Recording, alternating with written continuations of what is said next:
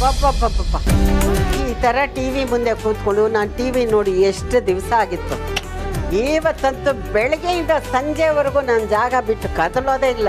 ಯಾವುದೇ ಕಾರ್ಯಕ್ರಮ ಬರಲಿ ನೋಡ್ತಾ ಇರ್ತೀನಿ.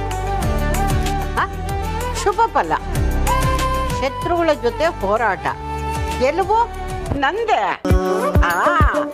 ನನಗೆ ಶತ್ರುಗಳು ಇನ್ಯಾರಿದ್ದಾರೆ? ಇದ್ರೆ ಅವಳೇನೆ ಸುಹಾಸಿನಿ, ಅವಳು ಬಿಟ್ರೆ ಇನ್ಯಾರಿಲ್ಲ. ಏನ್ ನೋಡ್ತಿದ್ಯಮ್ಮ? ಯಾಕೆ ಕಾಣ್ತಾ ಇಲ್ವಾ? ಮಹರ್ಷಿ ವಾಣಿ ಕಣೆ. ನಮ್ಮಿಬ್ಬರದು ಒಂದೇ ರಾಶಿ ಇಲ್ವಾ? ನಮ್ಮಿಬ್ಬರಿಗೂ ಗೆಲುವಂತೆ. ಗೆಲ್ವಾ?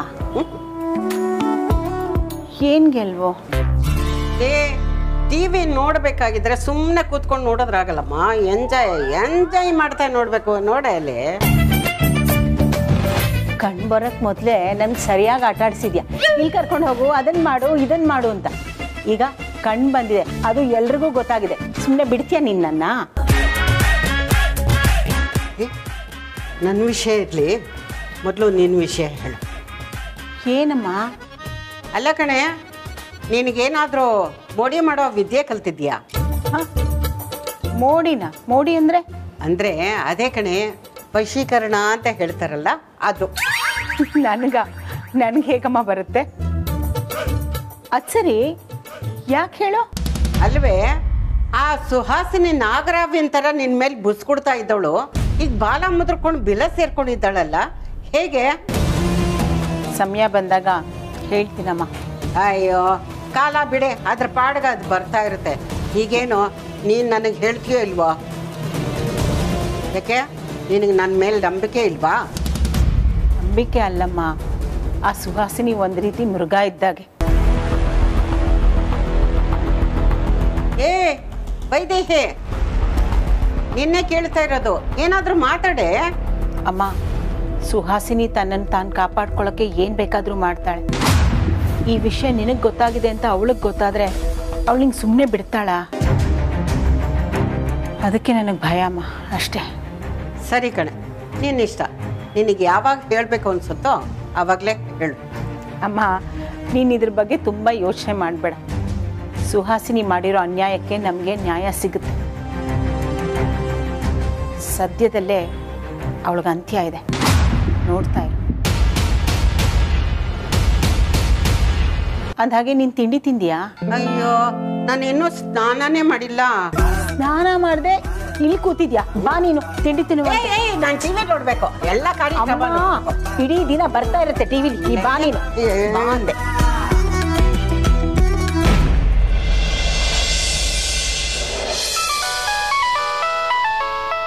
ಯಾರ್ದಪ್ಪ ಫೋನು? ಹಲೋ, ಯಾರು? ಹಲೋ, ಪರಿಮಳ ಅವರೇ? ಓಹೋ, ವೈಜಯಂತಿ ಅವರು? ಹಾಂ, ನಾನೇ. ಕ್ಷಮಿಸಿ ಪರಿಮಳ ಅವರೇ, ಆವತ್ತು ನಿಮ್ಗೆ ಹೇಳಿದೆ ನಿಮ್ಮ ಮನೆಯಿಂದ ಹಾಗೆ ಹೊರಟು ಬಂದ್ಬಿಟ್ಟೆ. ಪರವಾಗಿಲ್ಲ, ಆರ್ತಿಗೆ ಹೇಳಿ ಹೋದ್ರಲ್ಲ, ಅಷ್ಟು ಸಾಕು ಬಿಡಿ. ನೀವು ಮತ್ತೆ ವೇದಾಂತ್ ಮನೆ ಸೇರಿಕೊಂಡ್ರಲ್ಲ, ನಂಗೆ ತುಂಬ ಖುಷಿ ಆಗ್ತಿದೆ. ಎಲ್ಲ ಆರಾಮ್ ತಾನೆ? ಚೆನ್ನಾಗಿದ್ದೀನಿ ಪರಿಮಳ ಅವರೇ. ಅಂದಹಾಗೆ ನಾನು ಮನೆಗೆ ಬಂದಾಗ ವೇದಾಂತ್ ಅವರಿದ್ದರು. ಯಾವತ್ತೂ ಮನೆ ಬಿಟ್ಟು ಹೋಗಬೇಡಿ, ನೀವಿಲ್ಲದೆ ಮನೆ ಖಾಲಿ ಖಾಲಿ ಆಗಿತ್ತು, ನೀವು ನಮ್ಮ ಮನೆ ಸದಸ್ಯರು ಅಂತ ಹೇಳಿದ್ರು. ತುಂಬ ಒಳ್ಳೆಯದಾಯಿತು ವೈಜಯಂತಿ ಅವರೇ. ಪರಿಮಳ ಅವರೇ, ಆವತ್ತು ನಾನು ಮನೆ ಬಿಟ್ಟು ಬಂದಾಗ ಎಲ್ಲಿ ಹೋಗಬೇಕು, ಏನು ಮಾಡಬೇಕು ಅಂತ ಏನೂ ತೋಚ್ತಿರ್ಲಿಲ್ಲ. ಆವತ್ತಿನ ದಿನ ನೀವು ನಂಗೆ ಆಶ್ರಯ ಕೊಟ್ರಿ. ತುಂಬ ಥ್ಯಾಂಕ್ಸ್. ಅಯ್ಯೋ, ಇಷ್ಟಕ್ಕೆಲ್ಲ ಯಾಕೆ ಥ್ಯಾಂಕ್ಸ್ ಹೇಳ್ತಿದ್ದೀರಾ?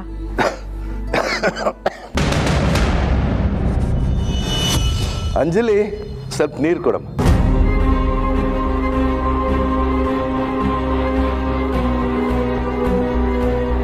ಇದು ಸೂರಿ ವಾಯ್ಸ್ ಥರ ಇದೆಯಲ್ಲ? ವೈಜಯಂತಿ ಅವರೇ, ಕೇಳಿಸ್ತಿದ್ಯಾ? ಹಾಂ, ಲೈನ್ನಲ್ಲೇ ಇದ್ದೀನಿ ಪರಿಮಳ ಅವರೇ. Thank you. ಅಂದಹಾಗೆ ಮನೆಯಲ್ಲಿ ಯಾರಾದರೂ ಗೆಸ್ಟ್ ಇದ್ದಾರಾ? ವೈಜಯಂತಿ ಅವರೇ, ನೀವು ತುಂಬ ಸೂಕ್ಷ್ಮ ಇದ್ದೀರಾ. ಹೌದು, ನಮ್ಮ ಮನೆಗೆ ಅತಿಥಿ ಬಂದಿದ್ದಾರೆ. ನಿಮಗೆ ಗೊತ್ತಾಯ್ತು ನೋಡಿ. ಯಾರು ಬಂದಿರೋದು? ನಾರಾಯಣ್ ಅಂತ ನಮ್ಮ ಯಜಮಾನ್ರು ಕರ್ಕೊಂಡ್ಬಂದಿದ್ದಾರೆ.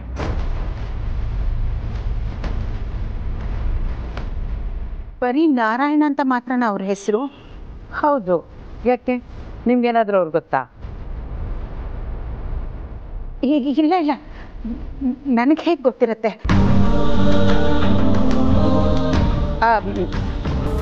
ಥ್ಯಾಂಕ್ಸ್ ಪರಿಮಳ ಅವರೇ, ನಂಗೆ ಆಶ್ರಯ ಕೊಟ್ಟಿದ್ದಕ್ಕೆ.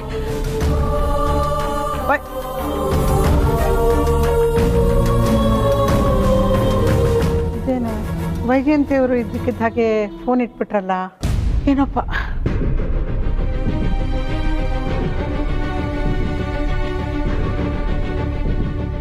ಅಣ್ಣ ಬೇರೆ ಏನಾದರೂ ಬೇಕಿತ್ತಾ? ಏನು ಬೇಡಮ್ಮ.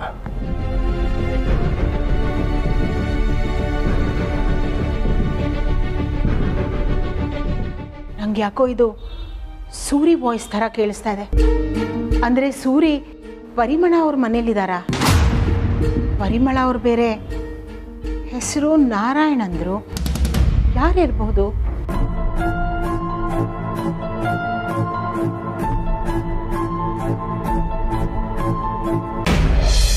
ಅಪ್ಪಾಜಿ ಫೋಟೋ ಹಿಡ್ಕೊಂಡು ಈ ಸುಹಾಸಿನಿ ನನಗೆ ಆಟ ಆಡಿಸ್ತಾಳ?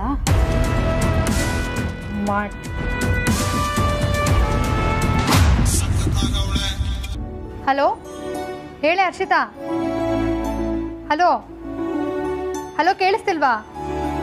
ಯಾವಾಗ ಫೋನ್ ಮಾಡಿದ್ರು ಕೇಳಲ್ಲ ಅಂತ. ಹಲೋ 43 44 45 46 48 49 50 ಅಬ್ಬಾ.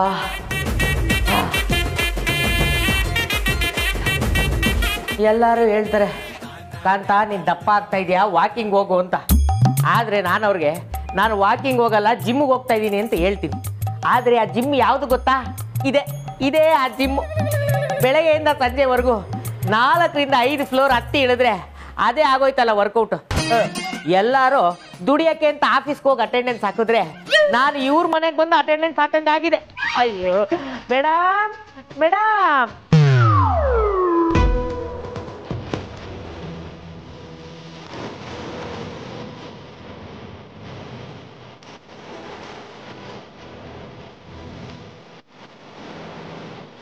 ಇವರು ದೊಡ್ಡವರಲ್ವಾ?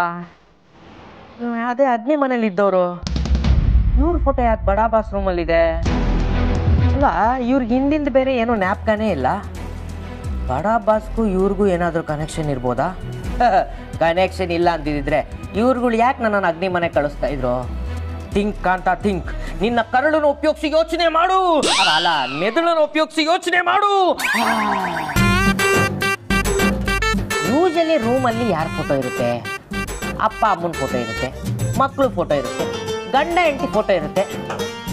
ಇವ್ರ ಫೋಟೋ ಬಡಾ ಬಾಸ್ ರೂಮಲ್ಲಿ ಯಾಕಿದೆ ಅಂದ್ರೆ ಬಡಾ ಬಾಸ್ ಅವ್ರ ಅಪ್ಪ ದೊಡ್ಡವ್ರ?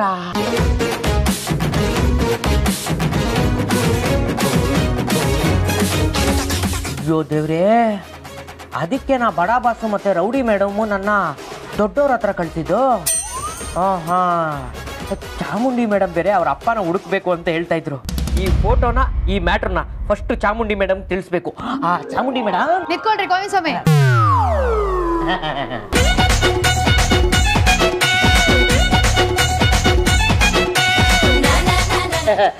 ಮೇಡಮ್ ಏನ್ ಹಿಂಗ್ ಬರಾಯಿಸ್ತಾ ಇದ್ದೀರಾ? ಇವತ್ತೇನಾರ ತುಂಬಾ ಚೆನ್ನಾಗಿ ಕಾಣಿಸ್ತಾ ಇದ್ದೀರಾ. ಇಲ್ಲಿ ನೋಡಿ, ಕಡೆಯಿಂದ ತಟ್ಟ ಅಂದ್ರೆ 1 ಟನ್ನು ರಿಬೌಂಡ್ ಆಗಿ ಬರ್ಬೇಕು. ಯಾಕೆ ಮೇಡಮ್ ಈ ರೇಂಜಿಗೆ ಬೈತಾ ಇದ್ದೀರಾ? ಎಲ್ಲಿಗ್ರಿ ಹೋಗ್ತಿದ್ದೀರಾ? ಅದು ಹೀರೋ ಆಗಕ್ಕೆ. ಸಿನಿಮಾದ ಇಲ್ಲ, ನಿಜ ಜೀವನದಲ್ಲಿ ನನಗೆ ಗೊತ್ತಿರೋ ಒಬ್ರು ಹಿರಿಯರು ಹೇಳ್ತಾ ಇದ್ರು, ಕಾಂತ ನೀನು ಸಾಮಾನ್ಯನಲ್ಲ, ಈ ಜನ್ಮ ನೀನು ಎತ್ತಿರದೆ ಒಂದು ಕುಟುಂಬನ ಒಂದು ಮಾಡಕ್ಕೆ ನಿನ್ನಲ್ಲಿ ಕಲ್ಯಾಣ ಗುಣಗಳಿದೆ ಅಂತ.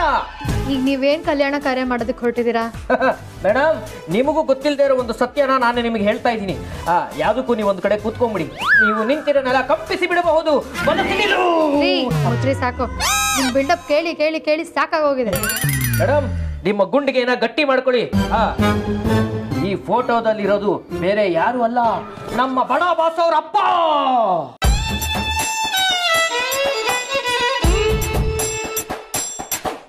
ಏನ್ ಮೇಡಮ್, ನೀವೊಂದು ಶಾರ್ಟ್ ರಿಯಾಕ್ಷನ್ ಕೂಡ ಕೊಡ್ತಾ ಇಲ್ವಲ್ಲ? ನಿಮ್ ಫೋನ್ ಚೆಕ್ ಮಾಡ್ಕೊಳ್ಳಿ, 100 ರೂಪಾಯಿ ಕಳ್ಸಿದ್ದೀನಿ. ಯಾಕೆ ಮೇಡಮ್? ನಿಮ್ 3 ಬಸ್ ಚಾರ್ಜ್ ಸೀದಾ ಹೋಗಿ ಊರಿಗೆ ಸೇರ್ಕೊಳ್ಳಿ. ಆಕ್ಚುಲಿ ನಮ್ಮ ಊರಿಗೆ ಬಸ್ ಚಾರ್ಜು 100 ರೂಪಾಯಿ ಅಲ್ಲ 107 ರೂಪಾಯಿ, ಇನ್ನೂ 7 ರೂಪಾಯಿ ಕಳಿಸಿ. Sorry madam. ಹೌದು, ನಾನು ಯಾಕೆ ಊರಿಗೆ ಹೋಗ್ಬೇಕು ಮೇಡಮ್? ಇಲ್ಲಿ ಕೆಲಸ ಬಿಟ್ರೆ ಊರಿಗೆ ತಾನೇ ಹೋಗ್ಬೇಕು.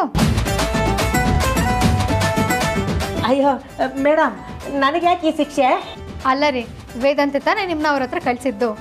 ಅವರೇ ವೇದಾಂತ ತಂದೆ ಅಂತ ವೇದಾಂತ ಗೊತ್ತಿದ್ದಿದ್ರೆ ವೇದಾಂತ ಎಲ್ಲರ ಹತ್ರ ಹೇಳ್ತಿರ್ಲಿಲ್ವಾ? ನನಗೆ ನೀವು ಹೇಳಿದ್ದು ಅರ್ಥನೇ ಆಗ್ಲಿಲ್ಲ ಮೇಡಮ್. ನೋಡಿ, ಹಣ್ಣನ್ನ ಮಾಗಿದ ಮೇಲೆನೆ ಎಲ್ರು ತಿನ್ನೋದು, ಕಾಯಿ ಇದ್ದಾಗ ತಿನ್ನಲ್ಲ. ಮತ್ತೆ ಮಾವಿನಕಾಯಿ ಚೇಪೆಕಾಯಿ ತಿಂತಾರಲ್ಲ ಮೇಡಮ್? ನಾನು ಹೇಳ್ತಿರೋದು ಹಾಗಲ್ಲ ಕಣ್ರಿ. ಎಲ್ಲದಕ್ಕೂ ಒಂದು ಟೈಮ್ ಅಂತ ಇರುತ್ತೆ. ಆಗ್ಲೇ ವೇದಾಂತ ಎಲ್ಲರ ಹತ್ರ ಹೇಳ್ಬೇಕು. ಅಂದ್ರೆ ಪಣಬಾಸ್ ಅವ್ರ ಅಪ್ಪ ಇವರೇನೆ. ಗೊತ್ತಿತ್ತು ಅಂದ್ರೆ ಗೊಬ್ಬರೊಳಗೆ ಸೇರ್ಕೊಂಡ್ಬಿಡ್ಬೇಕು. ನೋಡ್ರಿ, ಜಾಗ ಖಾಲಿ ಮಾಡ್ರಿ, ಜಾಗ ಖಾಲಿ ಮಾಡಿ. ಮೇಡಮ್, ಫೈಲಿಗೆ ಸೈನ್. ಗೊತ್ತದ ಅಂದ್ರೆ ಮೂತಿ ಮೇಲೆ ಸೈನ್ ಬಿಟ್ಬಿಡ್ಬೇಕು. ನಡೀರಿ ಆಚೆ. ಬೇಡ ಬಿಡಿ, ಆಮೇಲೆ ಬಂದು ಹಾಕ್ಸ್ಕೊಡ್ತೀನಿ. ನಮ್ಗೆ ಯಾಕೆ ಬೇಕು ದೊಡ್ಡವ್ರ ಸಮಸ್ಯ? ಏನ್ ಹೇಳಿದ್ರು ಬೈತಾನೆ ಇರ್ತೀರಾ. ಒಟ್ಟಲ್ಲಿ ದೊಡ್ಡವರು ಬೈತಾ ಇರ್ತೀರಾ, ಚಿಕ್ಕವರು ನಾವು ಬೈಸ್ಕೊತಾನೆ ಇರ್ತೀವಿ. ಈಗ ಜಾಗ ಖಾಲಿ ಮಾಡಿ.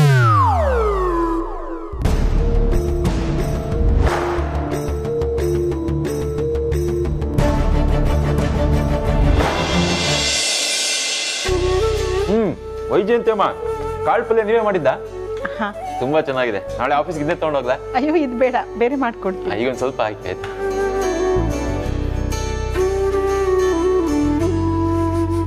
Thank you so much.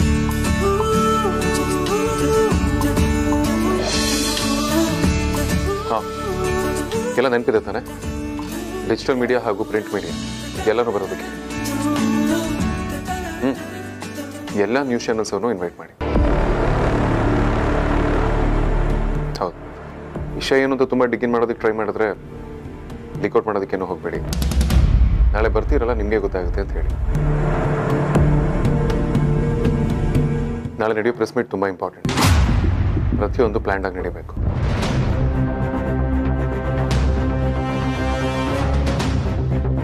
ಅಮ್ಮು, ಅಣ್ಣ ಯಾವ ವಿಚಾರದ ಬಗ್ಗೆ ಮಾತಾಡ್ತಾ ಇದ್ದಾನೆ? ನನಗೂ ಗೊತ್ತಿಲ್ಲ. ಅದಕ್ಕೆ ಇರಿ, ಅವ್ನು ಮಾತಾಡೋದು ಮುಗಿಸ್ಲಿ, ಆಮೇಲೆ ಕೇಳ್ತೀನಿ. ಹೇಳೋ ವಿಷಯ ಕೇಳಿ ಕೆಲವ್ರಿಗೆ ಸಂತೋಷನೂ ಆಗ್ಬೋದು, ಇನ್ನು ಕೆಲವ್ರು ಶಾಕ್ ಕೂಡ ಆಗ್ಬೋದು.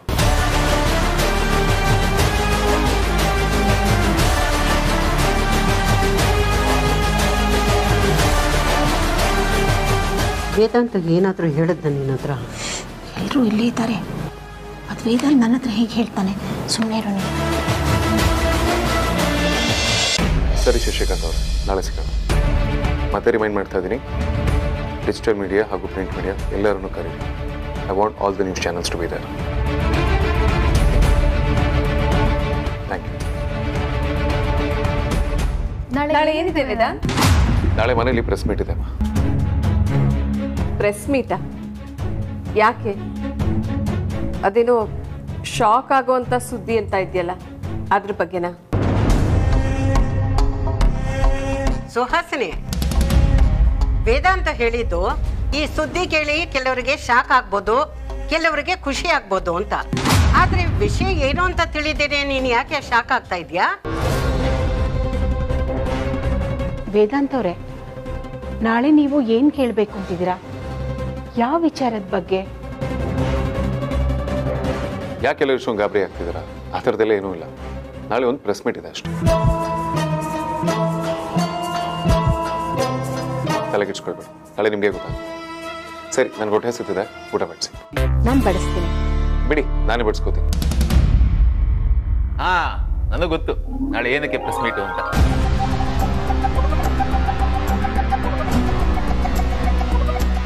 ನಿಮಗೆ ಗೊತ್ತಾ ಏನಕ್ಕೆ? ನಾವು ಒಂದು ಹೊಸ ಕಂಪ್ನಿನ ಅಕ್ವೈರ್ ಮಾಡ್ಕೋತಾ ಇದೀವಲ್ಲ, ಅದ್ರ ಬಗ್ಗೆ ಅಲ್ವಾ ವೇದಾಂತ್?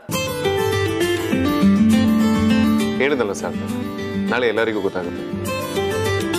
ಆದರೆ ಒಂದು ಮಾತು ಸತ್ಯ, ನಾಳೆ ನಡೆಯೋ ಪ್ರೆಸ್ ಮೀಟ್ ನಮ್ಮೆಲ್ಲರ ಬದುಕನ್ನೇ ಬದಲಾಯಿಸುತ್ತೆ.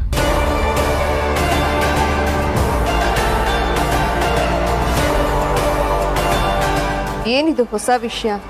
ಇದ್ಯಾವ ಬಾಂಬ್ ಹಾಕೋದಕ್ಕೆ ಹೊರಟಿದ್ದಾನೆ ಈ ವೇದಾಂತ್? ಏನು ಗೊತ್ತಾಗ್ತಾ ಇಲ್ವಲ್ಲ.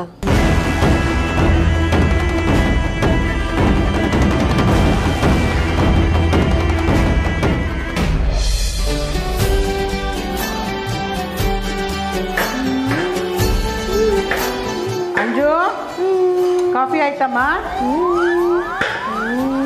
ಅಂಜು, ಏಯ್ ಕಾಫಿ ಕೂತೋಗ್ತಾ ಇದ್ದೆ ನೋಡಲ್ಲಿ. ಅಯ್ಯೋ, ಏನ್ ಕೆಲಸ ಮಾಡ್ತೀನಿ ನೀನು? ಅಮ್ಮ ಅದನ್ನ ಯಾಕಷ್ಟು ಸಿಟ್ ಮಾಡ್ಕೊಂಡು ಹೇಳ್ತಿದ್ಯಾ? ಪ್ರೀತಿ ನಾನು ಹೇಳ್ಬೋದಲ್ವಾ? ನಾನು ಮೊದಲು ಪ್ರೀತಿಯಿಂದನೇ ಹೇಳಿದ್ದು, ನೀನು ಕೇಳಿಸ್ಕೊಳ್ಳಿಲ್ಲ.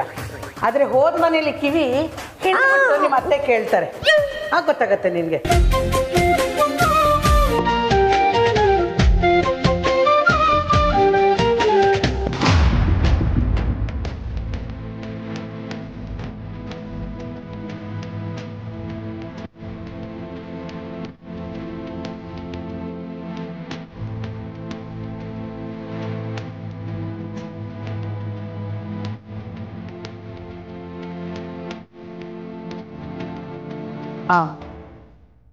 ಅಣ್ಣ, ಏನಾದರೂ ಬೇಕಾಗಿತ್ತಾ?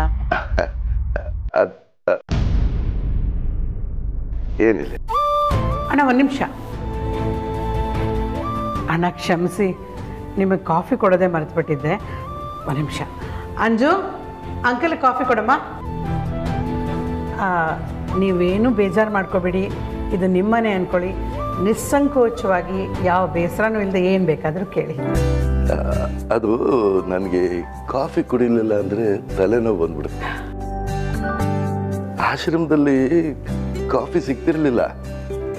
ಗುರುಗಳು ಕಾಫಿ ಕುಡಿಬಾರ್ದು ಅಂತ ಹೇಳ್ತಾ ಇದ್ರು. ನಾನು ಅದ್ರ ಮೇಲಿನ ಮೋಹ ಬಿಟ್ಬಿಟ್ಟಿದ್ದೆ.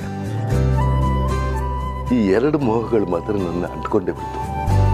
ಒಂದು ಕಾಫಿ, ಇನ್ನೊಂದು ನನ್ನ ಸಂಸಾರದ ಮೇಲಿನ ಪ್ರೀತಿ.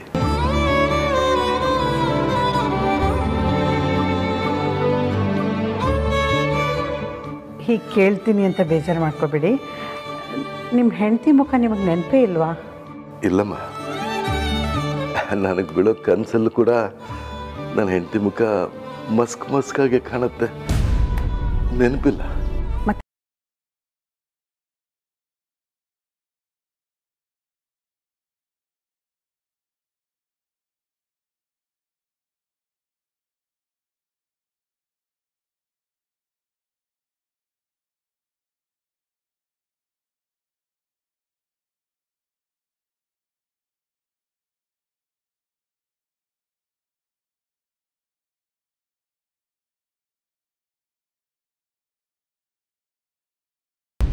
ನಿಮ್ಮ ಹೆಂಡತಿ ಮಕ್ಕಳು ಬಂದು ನಿಂತರೆ ಗುರ್ತು ಹಿಡಿತೀರಾ? ಹೆಂಡತಿ ಮುಖ ನೆನಪಿಲ್ಲ, ಆದರೆ ಮಕ್ಕಳು ನನ್ನ ಮುಂದೆ ಬಂದರೆ ಬಹುಶಃ ಗುರ್ತಿಡಿತೀನೇನೋ, ಗೊತ್ತಾಗುತ್ತೆ. ಅಣ್ಣ, ಹಿಂದಿನ ಜೀವನದ ಬಗ್ಗೆ ಅಂದರೆ ನಿಮ್ಮ ಹೆಂಡತಿ ಬಗ್ಗೆ ಏನು ನೆನಪಿದೆ ನಿಮಗೆ? ನಮ್ಮ ಅಮ್ಮನ ಬಗ್ಗೆ ಚೆನ್ನಾಗಿ ನೆನಪಿದೆ. ಅವರು ತುಂಬ ಚೆನ್ನಾಗಿ ಕಜ್ಜಾಯ ಮಾಡೋರು. ಮಾಡಿದ ಕಜ್ಜಾಯ ಅರ್ಧ ನಾನೇ ತಿನ್ಬಿಡ್ತಾ ಇದ್ದೆ. ರುಚಿಯಾಗಿರೋದು. ಅದಾದಮೇಲೆ ಅಷ್ಟು ರುಚಿಯಾಗಿ ಬಹುಶಃ ನಾನು ಹೆಂಡತಿ ಮಾಡ್ತಿದ್ಲು.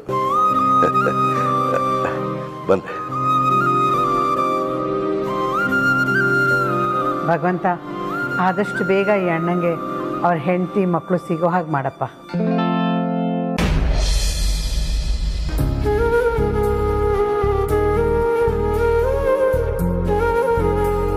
ಪರಿಮಳ ಅವ್ರ ಮನೇಲಿ ಕೇಳಿರೋದು ನಾನು ಸೂರಿ ವಾಯ್ಸೆ. ನನಗೆ ಹಾಗೆ ಅನಿಸ್ತಾ ಇದೆ, ಅದು ಸೂರಿ ವಾಯ್ಸೆ. ಸೂರಿ ಅವ್ರ ಜೊತೆ ನಾನು ಸಂಸಾರ ಮಾಡಿದ್ದೀನಿ ಅಂಥದ್ರಲ್ಲಿ ಅವ್ರ ವಾಯ್ಸ್ ಹೇಗಿದೆ ಅಂತ ನನಗೆ ಗೊತ್ತಿಲ್ವಾ? ಆದರೆ ಸೂರಿ ಯಾಕೆ ಅವ್ರ ಮನೇಲಿ ಇರ್ತಾರೆ? ಇಲ್ಲಿ ಏನೋ ಮಿಸ್ ಹೊಡಿತಾ ಇದೆ. ಪರಿಮಳ ಮನೆಯಲ್ಲಿ ಇರೋದು ಸೂರಿ ಹೌದಾ ಇಲ್ವಾ ಅಂತ ತಿಳ್ಕೊಳ್ಳೋಕ್ಕೆ ನಾನು ಅವ್ರ ಮನೆಗೆ ಹೋಗ್ಬೇಕು. ಆದರೆ ಸುಮ್ಮನೆ ಅವ್ರ ಮನೆಗೆ ಹೋಗೋದು ಚೆನ್ನಾಗಿರಲ್ಲ. ಏನ್ ನೆಪ ಹೇಳಿ ಹೋಗ್ಲಿ ಅವ್ರ ಮನೆಗೆ?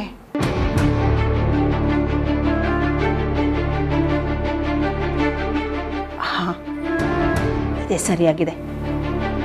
ನನ್ನನ್ನು ಅವ್ರ ಮನೇಲಿ ಇಟ್ಕೊಂಡಿದ್ದಕ್ಕೆ ಕೃತಜ್ಞತೆ ಹೇಳಕ್ ಬಂದಿದ್ದೀನಿ ಅಂತ ಕಜ್ಜಾಯ ಮಾಡ್ಕೊಂಡು ಹೋದ್ರೆ ಚೆನ್ನಾಗಿರುತ್ತೆ.